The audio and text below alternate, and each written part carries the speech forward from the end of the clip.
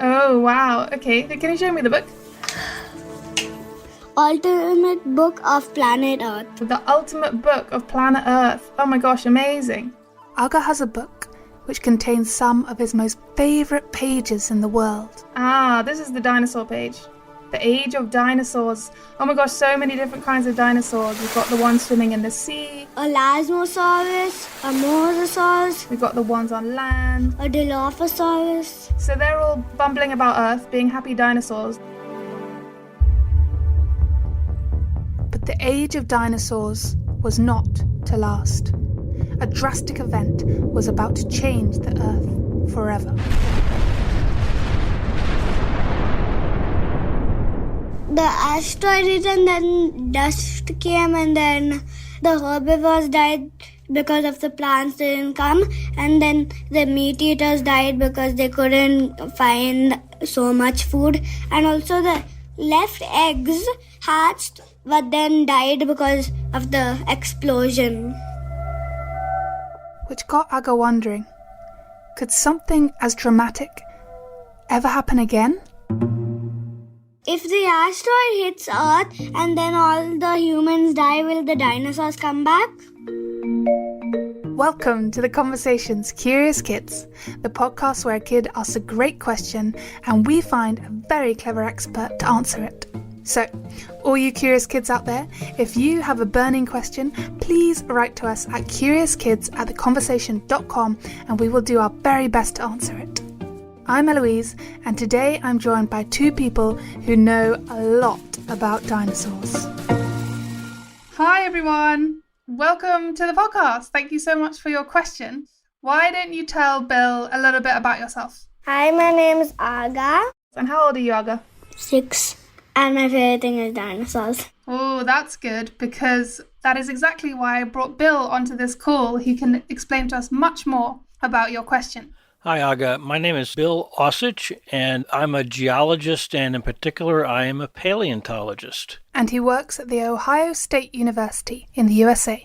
You know what a paleontologist is, right, Aga? A person who finds fossils. A person who finds fossils. Exactly. Very good. Aga wants to know if an asteroid hits Earth and we all die, would the dinosaurs come back? It's a bit scary, isn't it? Luckily, there's very little chance of that happening. And technically, it would be a meteorite, not an asteroid. The good news here is NASA, the United States Space Research Group, has an ongoing project to send rockets to space that can strike a large meteorite and change the direction that it's falling. Phew, so glad. But just for a moment, let's imagine that a meteorite did hit the Earth. Would the dinosaurs come back? For real dinosaurs to come back, like dinosaurs from the past to come back, what do you think we need? So much and so much and so many chunks of food. Yeah, maybe food, but also I remember you talking about this. It begins with D? Dinosaurus. No. For dinosaurs to come back, we need something called DNA. DNA. Tell me what it is. DNA is like a portion that if you put it on some animal, it'll just turn into what you want. Like in Jurassic World, they just threw it in something and then it just turned into a mix of a T-Rex and then an Ankylosaurus. Yes, that's true. In the series Lego Jurassic World, they do make a hybrid dinosaur called a Tyrannosaurus. But in our world, DNA is something slightly different. Yes, that's an interesting answer. DNA stands for deoxyribonucleic acid. That is a mouthful. And inside every cell in every organism that lives on Earth, there is DNA. And the DNA is a set of instructions that basically dictates what an animal will be. How you grow, what you look like. So, every plant, an animal, a bacteria all has a different set of DNA that makes those organisms. So, for example, what color eyes do you have, Aga? Rainbow. Rainbow colored. Okay. Maybe sometimes you might have rainbow-colored eyes when you dress up, but in your day-to-day life, what color eyes do you have? Black. Aga's mum and dad also have black eyes. So what is the connection? Well, when the genes of your mother and father came together to build you, it's their genes that were added. And mixed all together. And therefore, you will look very similar to your parents. And especially with things like hair color and eye color, it's very common for you to have the same as what your parents would have. It's the same with dinosaurs. Dinosaur mum and dad would pass down their DNA to their dinosaur babies so that they would look quite similar to them. So, do you think we have the dinosaur DNA we need for dinosaurs to come back? No. Why not? Because Jurassic World is just a movie. It's just a movie. It's true. We don't have the DNA we need to recreate dinosaurs. This is partly because DNA is much easier to get from the soft parts of animals, like skin, hair, and feathers. And those rotted away a very, very long time ago. All we have left of dinosaurs is the fossils that Bill studies. So can we get dino DNA from their bones? What do you think, Bill? Well, recent studies have shown that DNA deteriorates or all falls apart in 7 million years. That sounds like a long time, right? Yeah. But I think you'll know this. When was the last dinosaur period? 65 million years ago. Yeah, very good. It's the Cretaceous. You know that one? Yeah, I know it. Cretaceous, Triassic, and Jurassic. Nice, yeah. So if DNA disintegrates after 7 million years and Cretaceous period was 65 million years ago, do you think we have DNA still from the Cretaceous period? No. No, it's too long ago.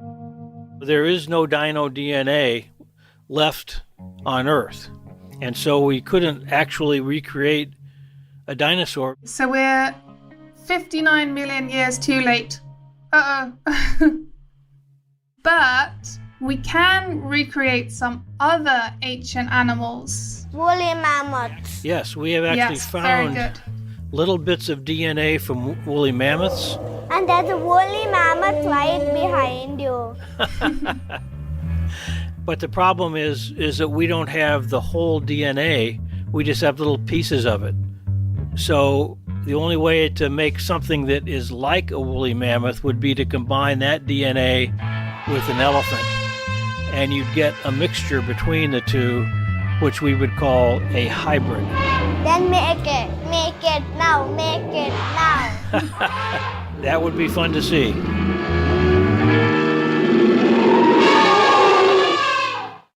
In real life, making woolly mammoth hybrids would be one of the closest ways we could get to recreating dinosaurs from DNA.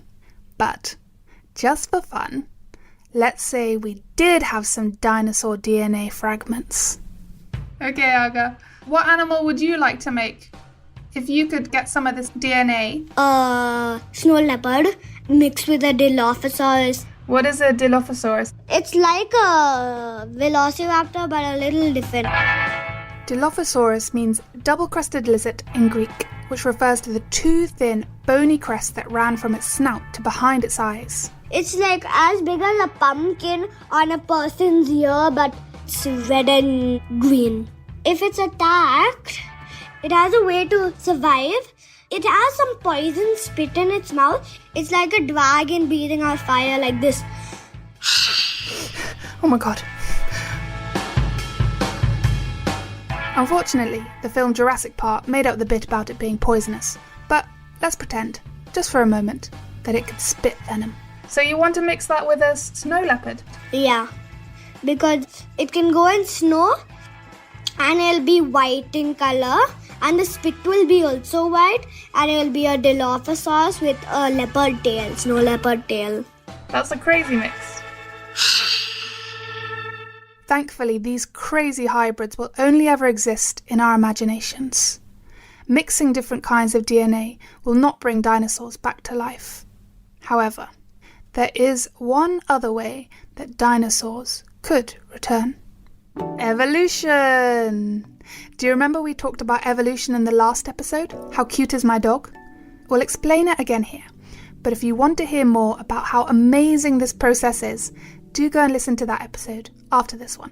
What is evolution? Well, evolution is how organisms change through time.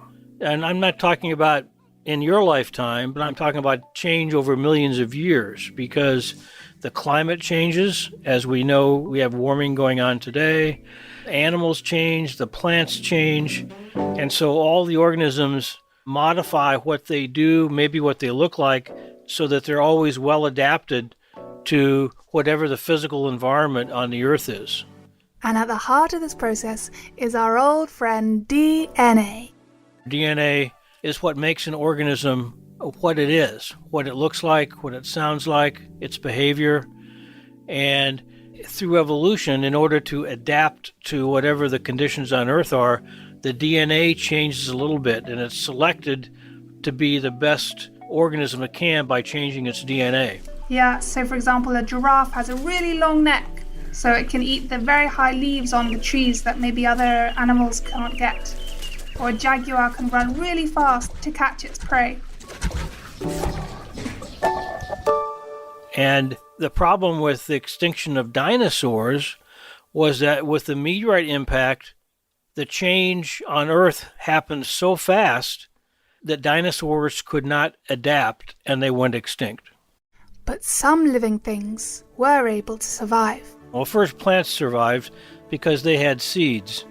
And, they could just lay dormant for a while and then come back later on. Insects also survived, which meant that one kind of animal could eat these tasty snacks. And these animals had a huge advantage. They could fly, meaning they could explore far and wide to find more food and shelter. Any idea what they are yet? Yes, that's right, birds. Yes, indeed, birds survived. Birds are really dinosaurs, which is to say that birds evolved from dinosaurs. So it's all part of the same evolutionary family that we know as the Dinosauria. And so modern birds are a type of dinosaur. Wow.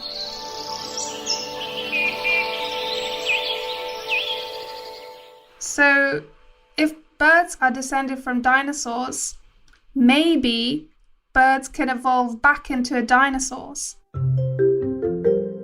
But what do we need to make this happen? Let's think it through. Let's take the hawk, a powerful bird of prey, as an example. It's got a beak, and it's got big wings so it can pounce on its prey, right? Yeah. So maybe, just maybe, with the right conditions, a hawk could turn into something like a velociraptor. Not a real velociraptor, but a velociraptor look-alike. Can you describe a velociraptor for me? A velociraptor has long legs, sharp claws, and a flexible body. And a mouth full of teeth. So how would all the parts of a hawk have to change for it to become a velociraptor? It would have to get bigger, right? Well, it wouldn't have to get as big as you think it would. Have you seen Jurassic Park, Aga? My favorite movie. The dinosaur that they depicted as Velociraptor in Jurassic Park is not a velociraptor. The real velociraptor is only about as high as a human's waist, so it's about 3 feet tall. But when they made Jurassic Park, they figured that that was not a fearsome enough dinosaur, and so they made it taller than a man. However, after they made the movie, fossil hunters found a raptor that was taller than human beings, and its name is Utah raptor. So the velociraptor you see on Jurassic Park is really Utah raptor. Isn't that interesting? Yes. Now let's take a look at the hawk's tail. What does a hawk's tail look like? Long. Long with feathers. So how would it turn back into a velociraptor tail? Well, dinosaurs had long tails that were, sort of fleshy and not just composed of feathers, even though they did have feathers on their tail. And land animals use tails for balance so that they can run faster in order to both catch prey and run away from a predator who's trying to capture you. So the hawk's tail will need to grow much longer, get a bit more meat on it, and yes, you heard that right, keep its feathers. Even though dinosaurs in films are often shown as scaly or hairless, recent studies have shown that dinosaurs had feathers, and that's, one of the clues to let us understand that birds evolved from dinosaurs.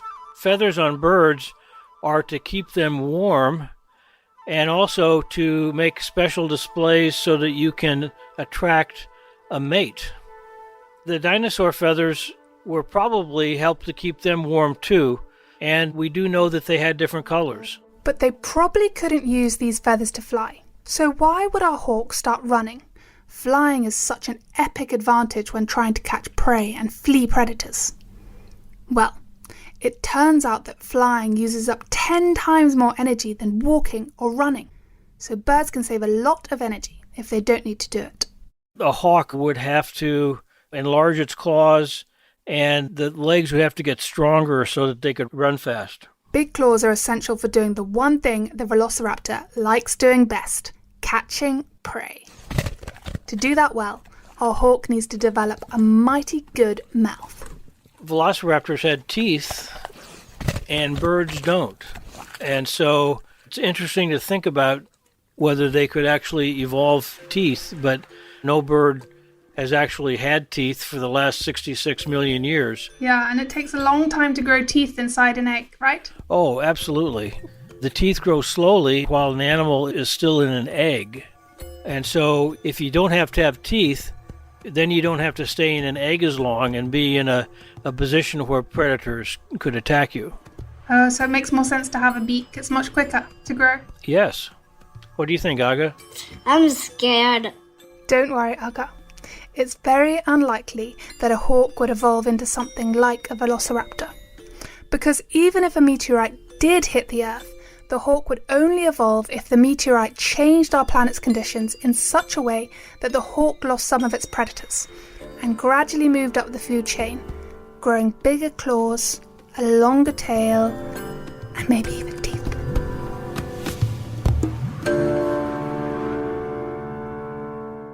I think we're safe then. As much as you love dinosaurs, I think it's a good thing that they wouldn't come back. Yes. Thank you so much, Aga, for asking your question to Bill. You told me so much. Bye. Bye.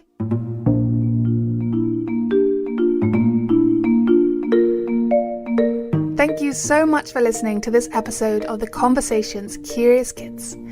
If you've got a question for us, please do email us at curiouskids@theconversation.com and we will do our best to answer it. With thanks to Aga, Bill Alsich and Gemma Ware, who executive produced this episode. It was produced, presented and sound designed by me, Eloise. See you next time!